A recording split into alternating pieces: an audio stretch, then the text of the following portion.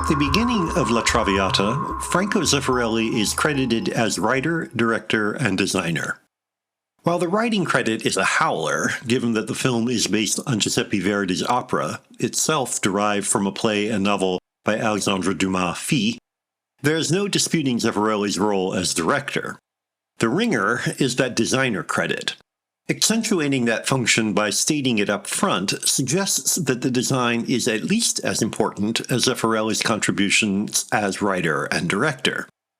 Unusual as that emphasis may be, under the circumstances it may be justified. For La Traviata is stuffed to the gills with so much Second Empire costuming, furniture, and paraphernalia that it is impossible not to notice the design. No opportunity for ornate decor, lighting, and camera work is overlooked. The film jumps from one lush setup to another without ever congealing into the stiff archaeological posing that can ruin period films.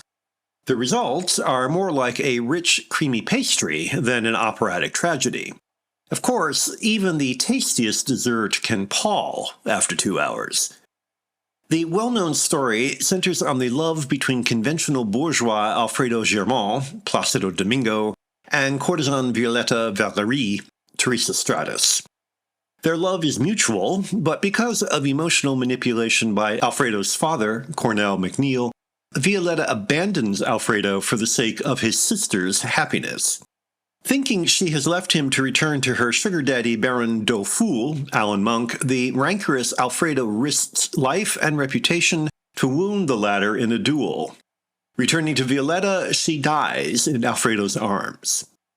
Since this is an opera, the performers have to play to the hilt to perform at all.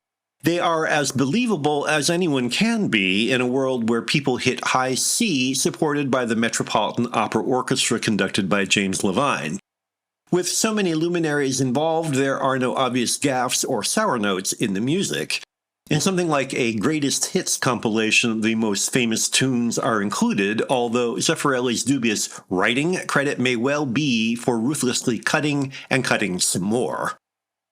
The weakest part is the second act, when Alfredo and Violetta cavort in soft-focus landscapes under orange skies that look more like Los Angeles in a Stage 2 alert than the setting for a love idyll. Zeffirelli seemingly can't wait to get back indoors to return to decorative ostentation, cramming his frames with flowers, plaster putti, and tropical plants. Since this is when Violetta has to martyrize herself nobly and Alfredo and his father behave like jerks, we're pretty eager to move along too. While you can argue with Zeffirelli's compulsion to dress settings to the nines, perhaps because the material is already conventionally melodramatic, his dedication to sumptuosity over substance feels more appropriate here than in his Shakespeare adaptations. In any event, while Zeffirelli's La Traviata is not exactly good, with the help of Verdi and yards of silky damask, there is still plenty to divert.